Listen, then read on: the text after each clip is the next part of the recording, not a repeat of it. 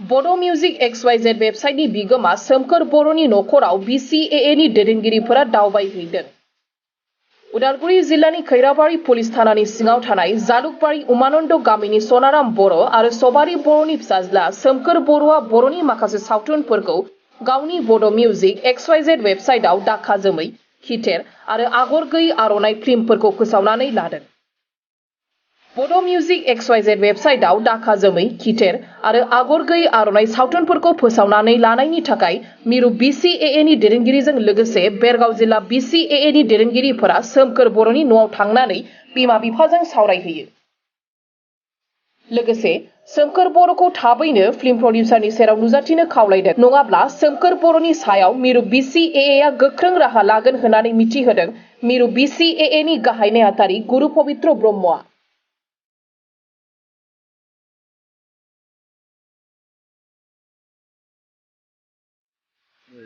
गिबि खेबनि थाखाय मिरु बिसाया खैराबारि गामिनि खैराबारि ओनसोलनि उमानन्द होननाय गामिनि सोमखोर बर' इउटिउबार सासे दंमोन।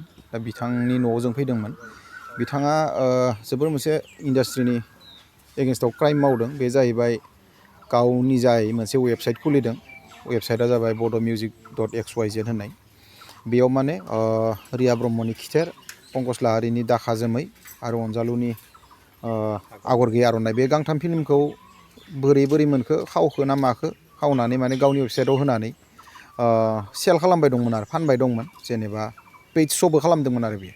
दा बिथांखौ जोङो मिथिनानै जों बिथांनि गामियाव फैनानै न'खराव हाबनानै जों नागिरदोंमोन। गथ'आ गैया बियो। दा बेबायदि बर' फिल्म इन्डास्ट्रिनि एगेन्स्टआव जाय बिथांमोना इउटिउबाराव इलिगेलि आपल'ड खालामबाय दं बा वेबसाइटआव इलिगेलि सेल खालामबाय दं, पेज श' खालामबाय दं। दा बिथांमोननि एगेन्स्टआव जोङो बिसाया इनकुइरि खालामगासिनो दं। सारा आसामाव बे सोलिगोन आरो दिनै गिबि खेबनि थाखाय जों बेयाव हाबफैनाय जादों। आरो जा गथ'फोरा बेबायदि खामानिखौ मावदों बिथांमोना आयेननिफ्राय जेब्लाबो दाय मावबाय नालाय, जोंनि नोजोरावबो दाय मावबाय। बिथांमोनखौ जों आयेननि राहा लानानै साफा हमजोबगोन। हमजोबनानै जों मिमांसा खालामनायनि लामायाव फैगोन।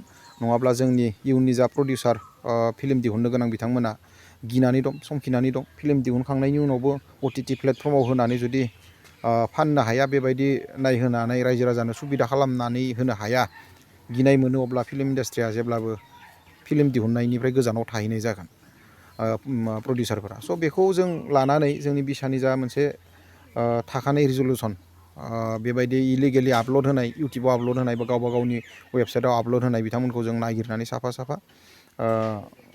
हमनानै बुजायनायजों लोगोसे बिथांमोनखौ जों जोंनि नोजोरजों जा हायो बेबायदि रायज्लायनानै मिमांसा खालामनायनि माखासे बिथांखि लानाय जागोन। आं दिनै बेखिनिखौ बुंनानै फोसावो। दिनै जों सोमखोर बर' उमानन्द गामिनि खैराबारि ओनसोलनि उदालगुरि डिस्ट्रिक्ट, जों बेयाव दिनै हाबफैग्रोनाय जादों। बिथांखौ जों लोगो मोनासै, बिमा बिफाजों रायज्लायबाय आरो गामिनि नेहाथारि आफादगिरिजों जों रायज्लायनानै जों उननि समफोराव बेखौ मिमांसा खालामनायनि मोनसे बिथांखि लानानै जों दिनै फोजोबथ'नानै दोनबाय। गोजोन्थों।